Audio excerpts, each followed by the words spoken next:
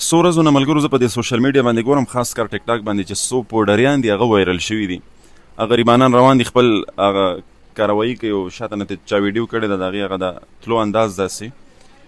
نو زه دومره حیران شوم که نه چې نن هغه څیز وایرل شو، ټرینډ شو، هر سړی هغه را لګېږي او په هغه انداز باندې لګیا د ویډیوګانې کوي، کوږ ګرځي او هغسې د کباړ بوجې شاته اچولي او هر سړی لګېدلی د هغې پوډریانو په تلاش کې، څوک یې خپلو دفترونو ته راولي، څوک یې په ګاډو کې ګرځوي او څوک ورته څه اعلان کوي، څوک ورته څه اعلان کوي. یو خبره خو دا ما سره د دې خبرې ډېره زیاته یره پیدا شوه چې زمونږ خاص کر د پښتنه طبقه الله دې راته معافي وکړي، دا د ټرینډ دومره وږې شوه، دومره په دې کې د دې ټرینډ لالچ راغی.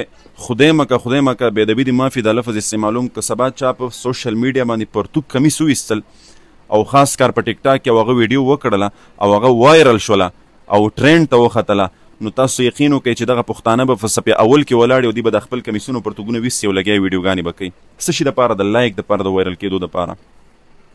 دویمه خبره ده چې دا کم خلک د دغې پوډریانو دپاره اعلانونه کوي چې زما د طرف نه ورته دا ګفټ دی او زه داسې کوم او زه داسې کوم.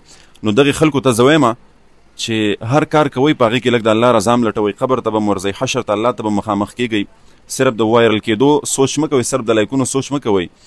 په دنیا کې ډېر شی داسې پوډریان شته دی چې د هغې دپاره میندو خپل زړونه وخوړل، میندو ورته خپل ځانونه قربان کړل، لاړ شي د هغې علاج وکړي. ډېر خلک اعلانونه کوي چې دلته به زه فري علاج کوم او زه به دا کوم. هلکه دغې ته فري علاج به کوې.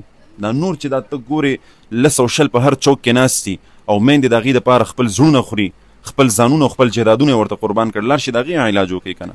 که نه مونږ او تاسو په هر څه کې دې ته ګورو چې یاره دا کم څیز وایرل دی او کم څیز سره ټرینډ دی. نو الله دې مونږ ته هدایت راکړي او لږ د عقل نه کار اخلئ. اوس پوډري دی لاړو، ته شرمېږې نه، تا ته حیا نه درځي چې د یو پوډري سټایل کې ورته روانې پکې. دې خلکو نه دا حیا دومره والوتله. د رسول الله مبارک یو حدیث مې ذهن ته راغی، واذا لم تستحي فاصنع ما شئت.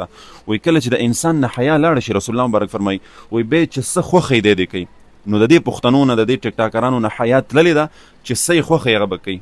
او دا ورته پته نشته دی چې ډېر ځل دغه ټرینډونه، دغه ټیک ټاک کې، دغه سوشل میډیا زموږ نه پاتې کېدونکې ده او یو داسې ذات مخې ته ورتلل دي چې هغه به موږ نه د ذرې پوښتنه کوي، د نوړۍ د غټې وړې پوښتنه به زموږ نه کوي.